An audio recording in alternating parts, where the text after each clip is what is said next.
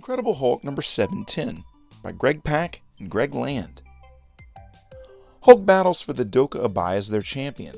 Described by Mera as the World Breaker, of which the connotation alone insults the Warlord, he unleashes the blind rage inside and destroys his opponent. The crowd cheers as the tiny voice inside his head tries to calm him down. Amadeus tries to get the monster back in the trunk. It works, and he rewards the people he fights for with a fist bump. He demands his people's release, food, and riches. The Warlord's soldiers open fire, and he explains that the gauntlet is actually 5 parts.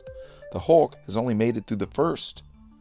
His tributes beg him to just lose it and take the Warlord out, but he explains that he's still weakened from his pass through the portal. They return to their pins, and the clan chants his name. Later in the Warlord's tower, one of his minions, Lickspit, tells him that he saw Hulk pass through the wheel in the sky. The Warlord demands that he find out what's on the other side.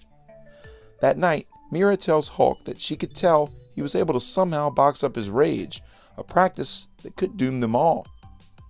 Suddenly, visitors arrive at the camp. Sharn, one of the former clans to fight the Warlord, and lose. They were absorbed into his army. She offers them some charged fuel cells, enough to power blasters for the fight, but she's reluctant to commit the forced ranks in his army to rebel. Lickspit sneaks up to another gate. Seeing Sharna, he speaks with a spy in the Doka's ranks. That night, he sneaks out to the portal and meets them. He hands Lickspit a controller, and the Warlord's minion plans to go across it, not to find the Hulk's friends, but to find his enemies. The next morning, Hulk is in the Colosseum. With cheers at his back, he doles out the fist bumps and readies to fight. The Warlord calls for drums, and Hulk's next opponent squares to battle, but this time with Sharn and her followers strapped to his shield.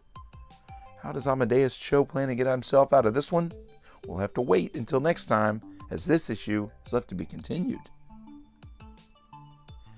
At this point, I honestly think I might prefer Amadeus Cho to Bruce Banner's Hulk. From the Jerry Duggan run a few years back through the Greg Pak books that preceded this one, I was hoping the Legacy arc would issue in a new era of Banner. With the way Pak has streamlined this story, along with colorful inks this creative team couples with Greg Land's sharp pencils, I'm resigned to let the teen Hulk keep raging. It's a good story and everything's firing on all cylinders. I give this one a 9 out of 10. If you like this video, there's hundreds more like it spanning several current and classic story arcs. Click the boxes here for more playlists. This video is also accompanied by my blog at nerdiestkiduknow.com. You can also find links to my Facebook or Twitter pages, as well as a link to this very issue for sale on my eBay page by clicking below. For the Nerdiest Kid You Know, I'm Sam Torito. Thanks for watching.